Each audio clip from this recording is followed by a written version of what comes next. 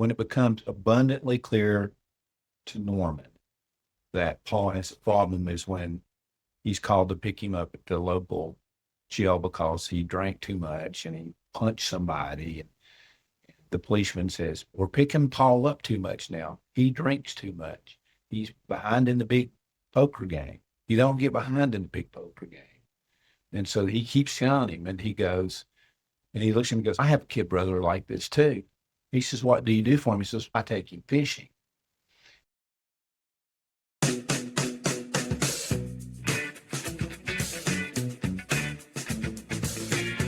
Good morning. My name is Michael Simpson. I'm with Hellbender Herald, and I'm here today with Patrick Fulkrod, who is a fly fishing guide and owns a fly fishing company here in Northeast Tennessee. Patrick, if you tell us a little bit about yourself, we'd appreciate it. Yeah, well, thanks for having me. I'm for a great opportunity to be here on the podcast with you. I've been really lucky to be involved in the fly fishing industry for more than half of the years of my life. I met Michael when I was 17 years old at a random, nonchalant fly shop visit, and it's crazy. He's helped me out with my career the way and become one of my best friends. But I started my career as a fly shop grunt, and I started guiding and opened a guide service. We have lodging operations, and now we're about to open our fly shop here in Piney Flats, Tennessee. Yeah. Well, tell us about your experience with Orvis the year that you were the fly fishing guide of the year, which has really helped your career a lot, wouldn't you say? Yeah. So I had a major milestone in my career when I was 28 years old. My wife tells me I'm a has-been. It happened so long ago, but I was lucky enough to receive a pretty big accolade from Orvis. I got selected as the Orvis Guide of the Year, which is a big deal in my industry. There's about 4,000 guides in the Orvis network in the world, and I got picked as the #1 guide in 2014. So when that happened, my career really took a turn for the good. So it was good. Yeah.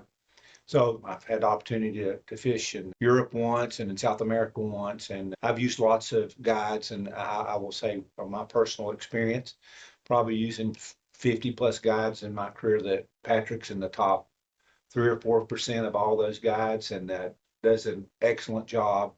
And what I particularly like about Patrick, even when it's a hard day fishing, which we all had those on occasion, he works really hard to try to put you on fish and makes it an enjoyable trip.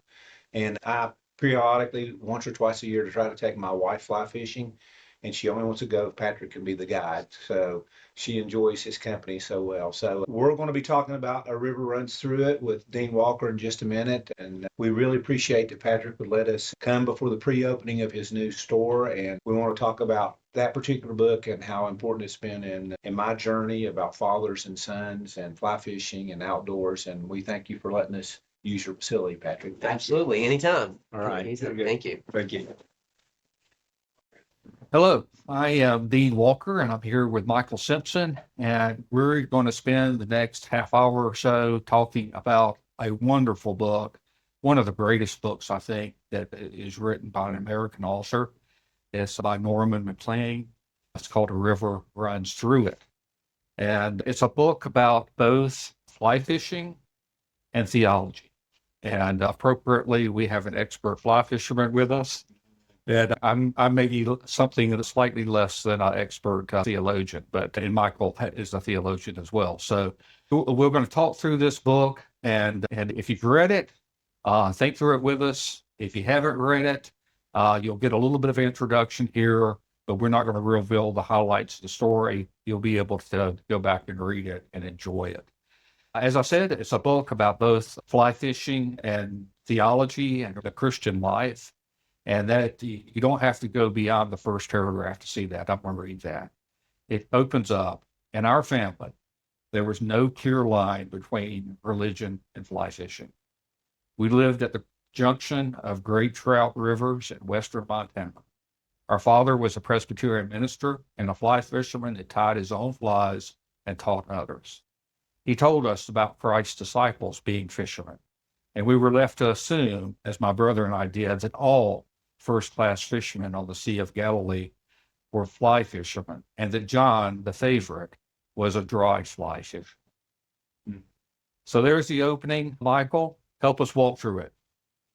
The book is like a river and it ebbs and flows. And I tell people that if you're going to read it, if you can, read it straight through. It seems to me that when Norman Maclean wrote the book, he wrote it in one breath.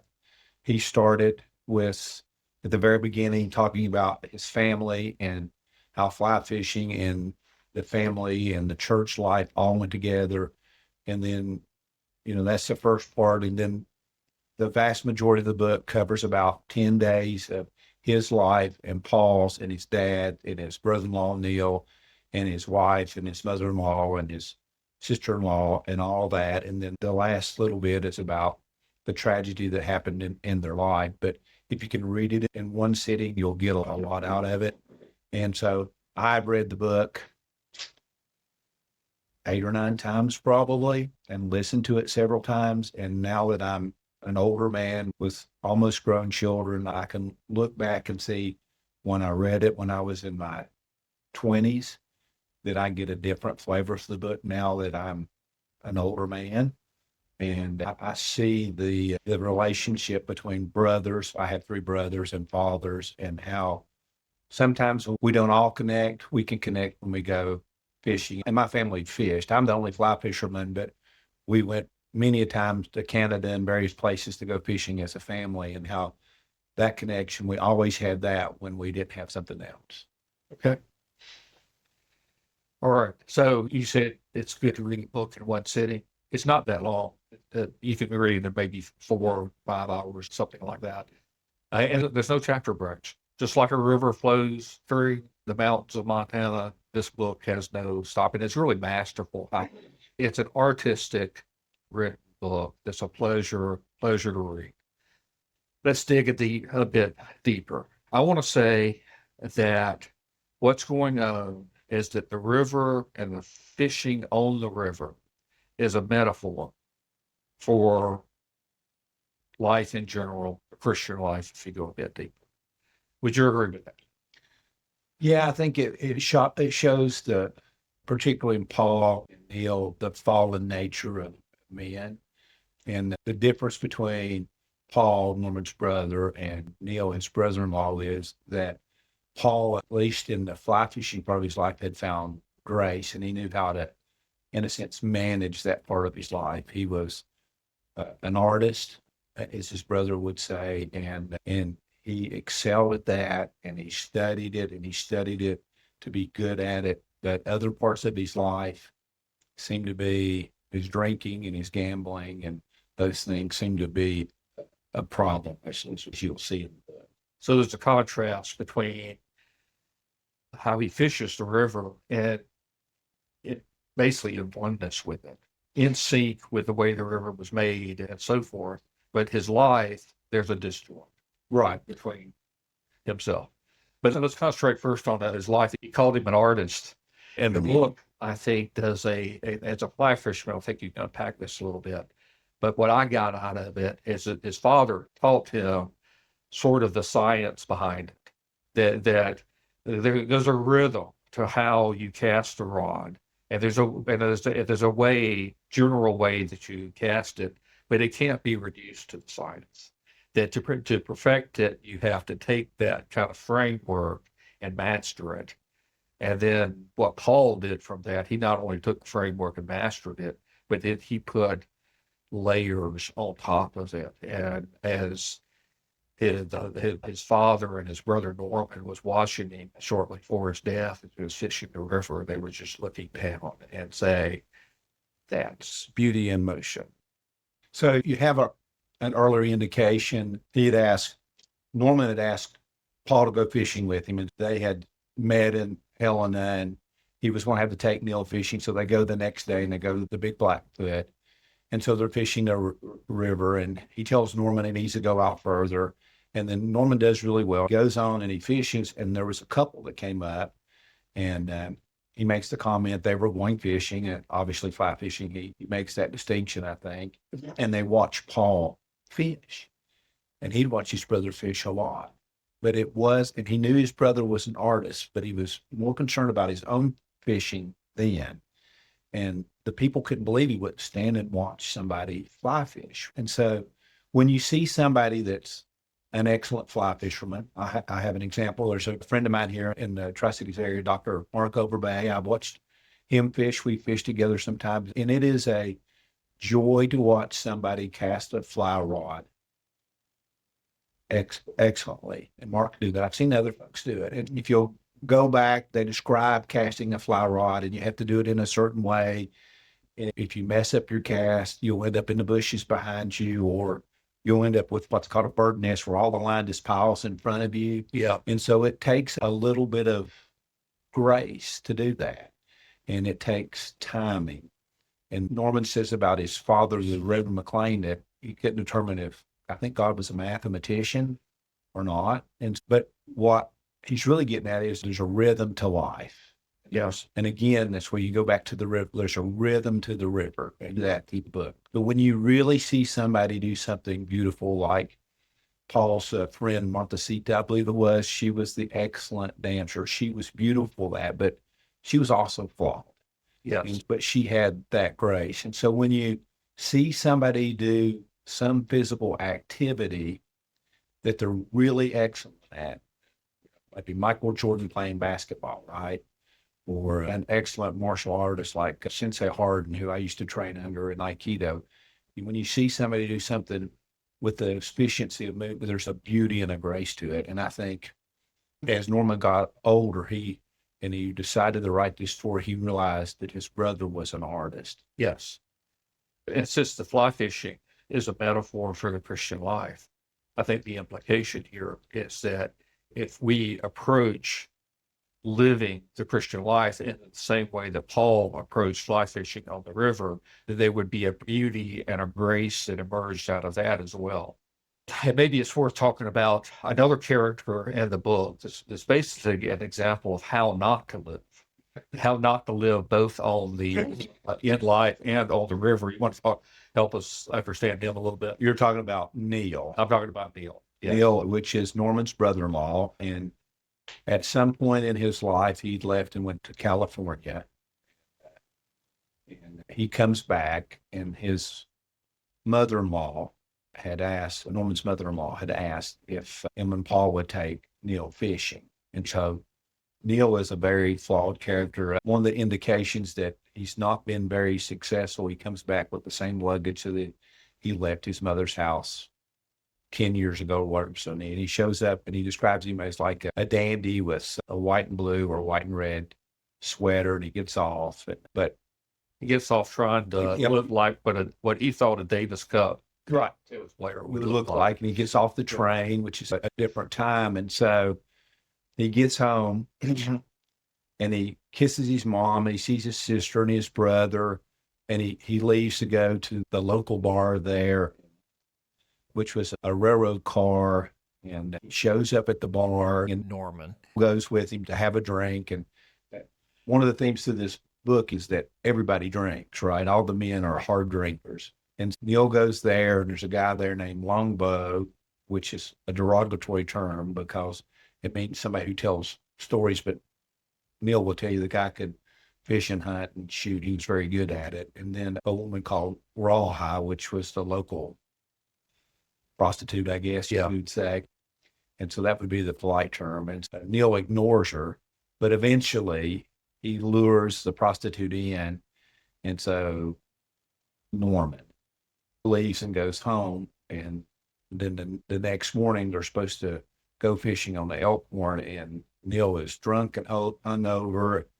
And this is where we find out a lot about part of the character of Paul and Neil. So Neil shows up hungover, and Paul basically was hungover as well. But he says, we're not late for work, church, or fly fishing. And so there's a certain standard that men need to meet. And they put it in fly fishing terms. Right. And maybe you'll remember some of these things. You're fly fishing on the river, you're not late. You're not right. You show up on time. You bring a fly fishing rod. You don't bring bait in a coffee can, right? Mm-hmm. You don't come drunk. Or you might be hungover, but you're not going to be drinking out there because it's serious business. And you don't forget to rock. And Neil shows up and basically violates all of those. It's like the example of the man who violates all the 10 commandments at once. And then there's another one, when they meet Neil later on, when he gets the sunburn, I said, he also shows up with rawhide. Yeah. And even Neil in the book goes, he didn't even recognize that she was there because he knew a cultural thing that you didn't bring your prostitute to the fly fishing place. It was, you don't pollute a place that's sanctified. I think that's the point. And so Neil is almost the exact opposite of Norman. Norman follows all the rules, is an excellent fly fisherman, and has a desire to help those people that he can help, but he just doesn't know how to do it. Yeah. And that's a big theme of the book, right? Is that Neil is Norman's brother-in-law, right? And his wife wants him to help him, right? And so a major thread in the book is Norman is trying to help Neil, who is beyond help. He's also trying to help his brother Paul, because unlike his fly fishing, his life is not going well. And he's struggling to do both. Can we unpack that a little bit? Why is there struggle there? I think you'll read later, but I think Pastor Maclean had it right. We don't know what part of ourselves to give to help people sometimes, and sometimes people refuse to be helped. And as you go through the book, Paul recognizes he has a problem. And so we start off when it becomes abundantly clear to Norman that Paul has a problem is when he's called to pick him up at the local jail because he drank too much and he punched somebody. And the policeman says, we're picking Paul up too much now. He drinks too much. He's behind in the big poker game. You don't get behind in the big poker game. And so he keeps telling him, and he goes, and he looks at him and goes, I have a kid brother like this too. He says, what do you do for him? He says, I take him fishing. And so he takes his brother fishing. So the Irish policeman takes his brother fishing. And as you go along and later, and they're on the Elkhorn fishing, the stream that goes into Missouri, and we get to the end of the day of fishing, and they can't find Neil, and Norman's there, and Paul goes, you should help Neil. And so Norman's thinking, I'm going to help you. And he goes, how can we help him? Maybe we should take him fishing. And so there's this theme, if you can't do anything else, at least take him fishing. Yeah. Right. And Paul, I think at that point, recognized he needed help, but either refused to take help or didn't know how to ask for help. Yeah. Which I think that's the problem. Because Norman's unsure about how to give help. Paul doesn't want to take it. And even on the river, Paul will take help. There's this, it doesn't happen very often, and they're fishing together, but Paul's the better fisherman. And Paul doesn't need help fishing, but there's one instance in the story where Norman is killing it, and Paul is not. And even in that situation, Paul won't take help. And he won't take help in his life either. But the difference is, it's almost like on the river, he's trying to live within what the river is. He understands it. You might be able to talk about how this happens, but he goes to a hole and he fishes the hole, and the river in a sense speaks to him and tells him where the fish is going to be. And then he's able to do that, but he can't do that in his normal life. It doesn't translate.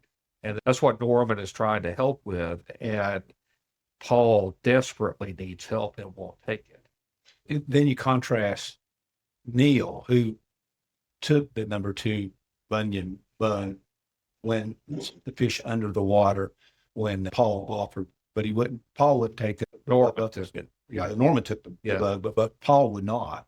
So Norman is willing to take help, and you got to remember, Paul was helping Norman with Neil. So Norman is willing to ask for help when he needs it, right? Yes. But Paul is unwilling to take help in any place. And the best way to describe that is the ultimate sin of pride. Yeah. And so it is maybe his pride wouldn't allow him to do it. But where you take Neil on the other side, will take everybody's help, but he just abused it.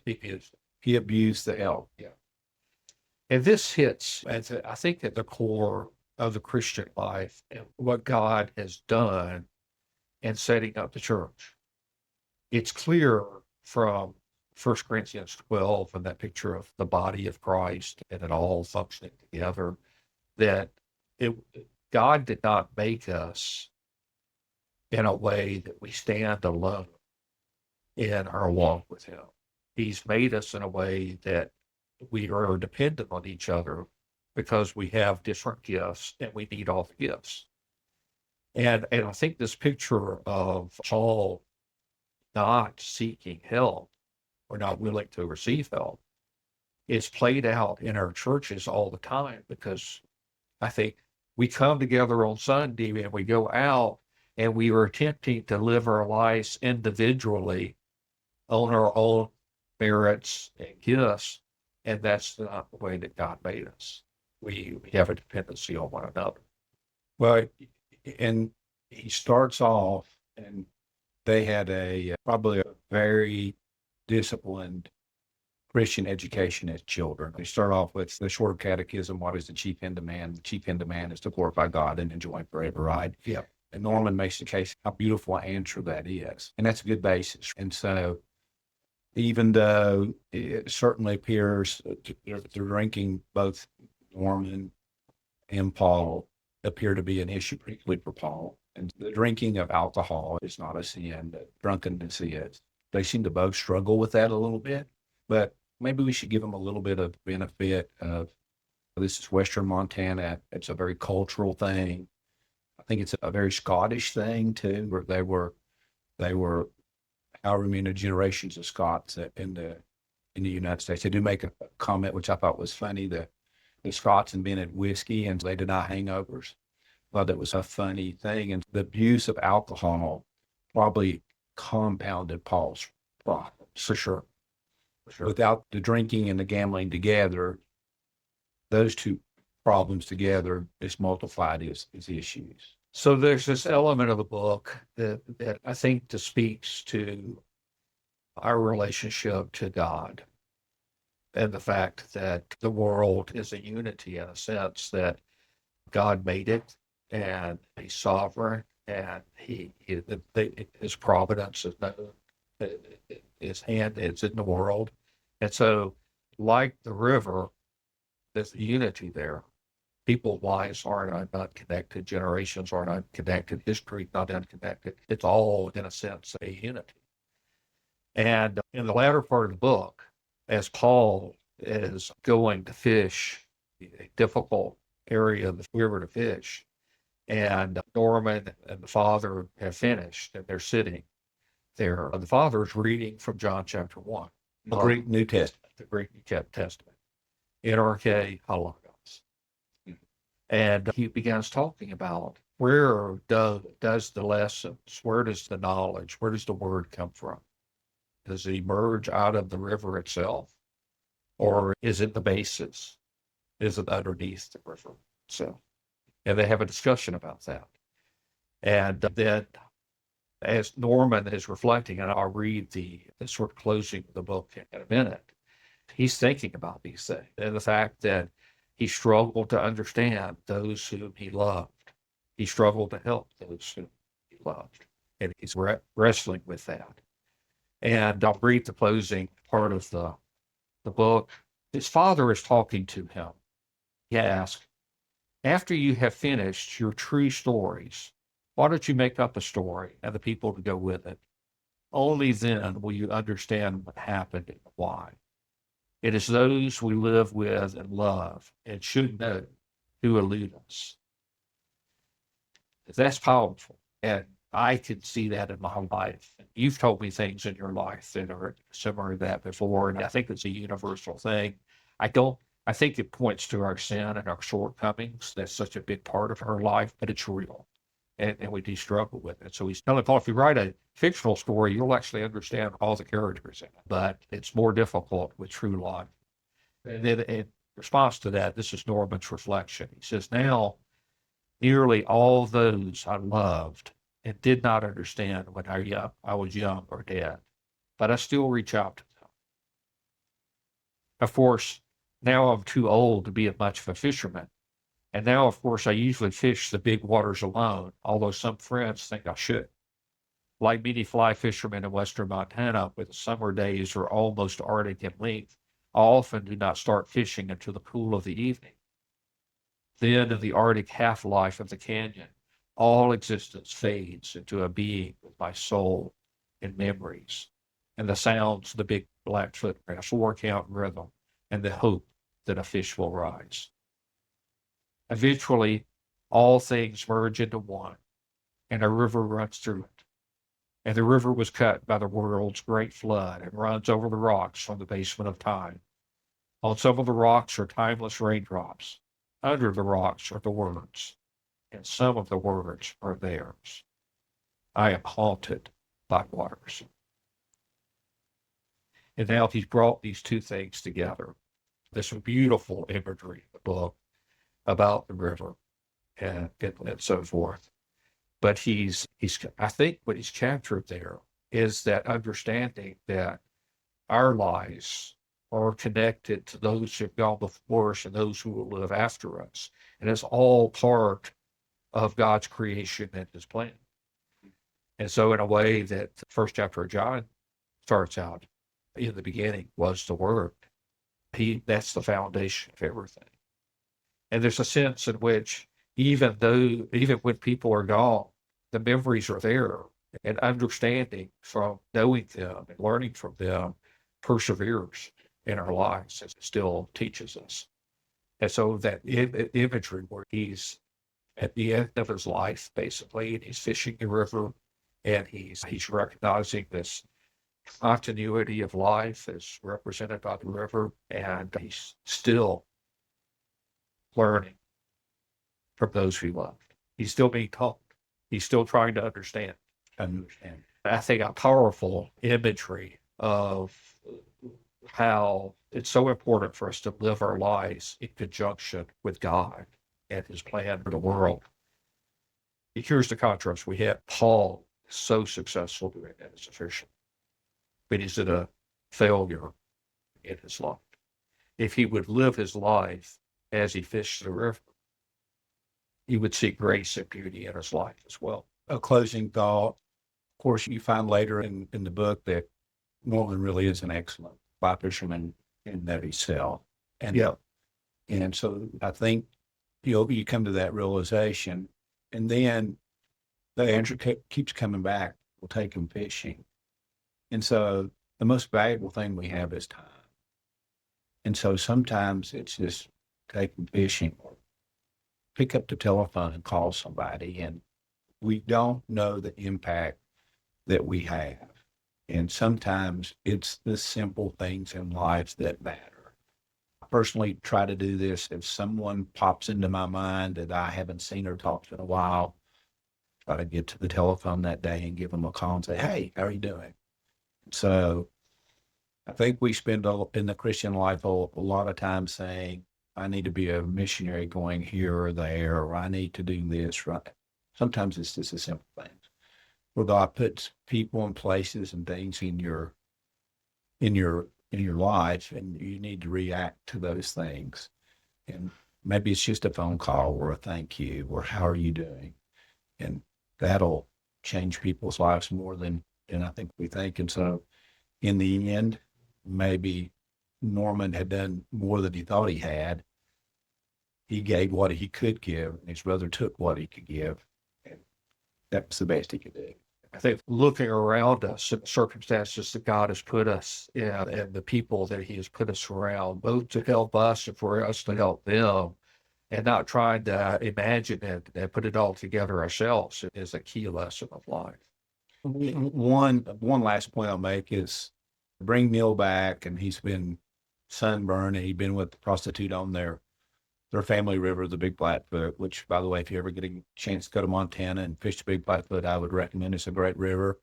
So he brings him back, and he's all sunburned, and his mother-in-law's there, and his sister-in-law, I think her name was Dorothy, and his wife there. And Paul thinks they're all going to be mad at Norman because this happened, and they all go, it's okay, and they talk to him. And so his wife said, let's not be far apart. And he says, you don't like my brother much. No, I don't like your brother at all. He goes, but I love you. He tells his wife, and she keeps saying, look, let's not get far apart. And she says, if my brother comes back next year, will you help him? I'll help him because you want me to help him, basically.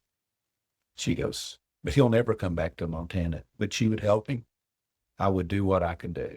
And so he has enough love and deference for his wife that even though he cannot stand his brother-in-law, he would be willing to make the effort. And then he tells you his brother-in-law never comes back to Montana. And so he realized in all this process of trying to help his brother that the person that really made the biggest difference was I need to be in fellowship with my wife, and we need to see this eye to eye. And sometimes your spouse will ask you, I need your help here. And you may not want to help that person or whatever. And sometimes you have to show that difference and go, because God has gave your spouse a different view of something than you do. And you shouldn't discount that view. Yeah. So we're ready to wrap it up. I think so. So I guess I'll put it this way. It's not very often that a wonderful story written beautifully is appeared. And there's just not that many of them. No. And then to add to it the lessons that it has for us and our life in God, you can't get beyond that. I've told both of my sons to read the book. And when my daughter gets a little older in her 20s, I'll tell her to read a book because it'll help her understand men better, I think. Pick it up and read it. It's a joy. And read it all in one sitting. Get coffee. You can take coffee breaks. But thanks for joining us, and we'll sign off for now. Bye. Bye.